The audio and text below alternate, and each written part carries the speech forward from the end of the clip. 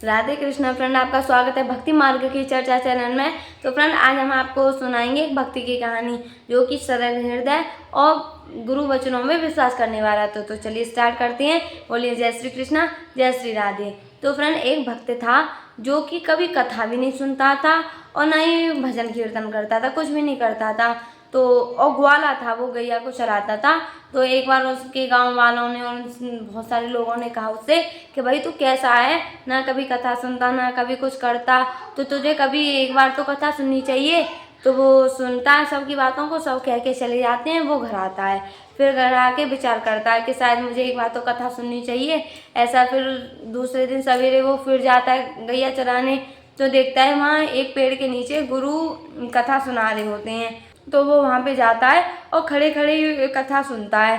तो जब भी प्रसंग चल रहा था कि गुरु बनाना हमें बहुत ज़रूरी है, जिसने गुरु नहीं बनाया तो उसका शरीर जीते हुए भी मुर्दे के समान है, तो हमें गुरु जरूर बनाने चाहिए। उसने ऐसा सुना तो विचार किया कि शायद गुरुजी सही कह रहे हैं, गुरु बनाना चाहिए मुझे।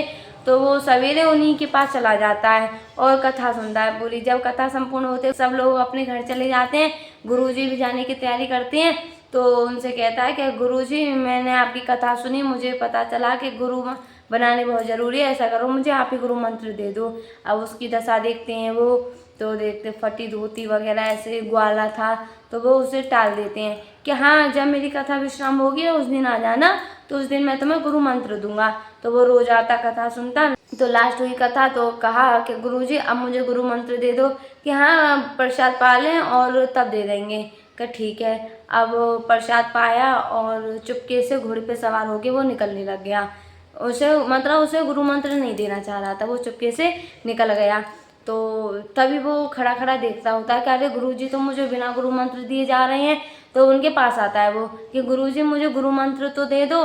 तो उसी वक्त क्या होता है, प्रसादी में उन्होंने बहुत सारी रबड़ी खाई होती है, तो उससे उन्हें सोच लगी आती है।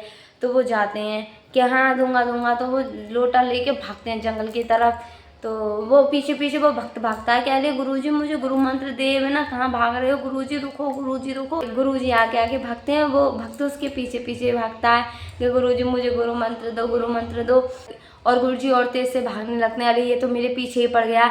और वो फिर भी भागता रहता है, अरे गुरुजी गुरु मंत्र दे दो, गुरुजी गुरु मंत्र दे दो। तो वो जल्दी से भाग के उन्हें पकड़ लेता है कि अरे गुरुजी अब तो आपको गुरु मंत्र देना होगा। तो गुरुजी कहते हैं धत गप्पू चंद। तो ऐसे कह के वो भाग जाते हैं गुरुजी। तो वो समझता है यही गुरु मंत्र है, गुरुजी ये दे के गए धत गप्पू चंद। तो गुरुजी धत गप्पू चंद कह के चले जाते हैं।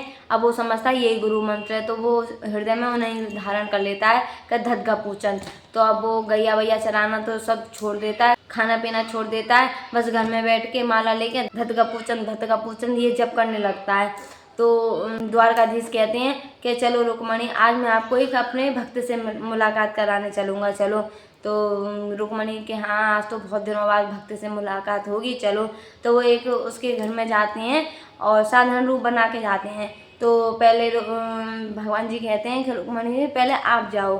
तो ठीक है, वो अंदर जाती हैं। तो वो उन्हें जगाती हैं, मतलब वो साधना में होती है ना, मंत्र जप कर रहे होते हैं धत कपूचन। तो रुक्मणी जाते हैं कि सुनो सुनो उठो।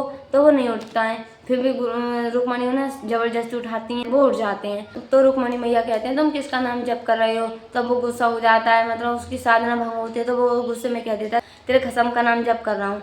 तो रुक्मणी मैया तो चकित हो जाती हैं और भगवान के पास आती हैं, अरे प्रभु आपका भक्त तो अंतर्यामी भी है, उसने तो पहचान लिया और कह दिया तेरे खसम का नाम जप कर रहा हूँ। प्रभु से तो सब पता है कि हाँ देख लो मेरा भक्त बहुत जानकार है।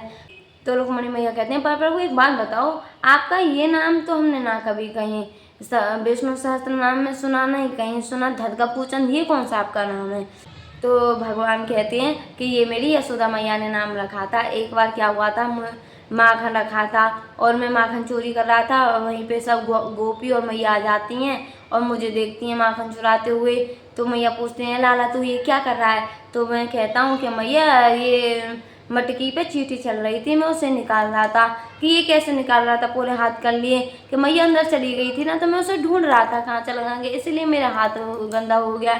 अच्छा ये तो बता, हाथ तो गंदा इसलिए हुआ, मुँह गंदा किस लिए हुआ।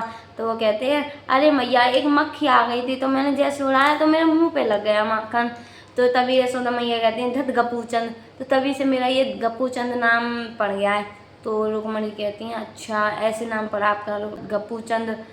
तो फ्रेंड हमें इस कहानी से क्या सीख मिलती है?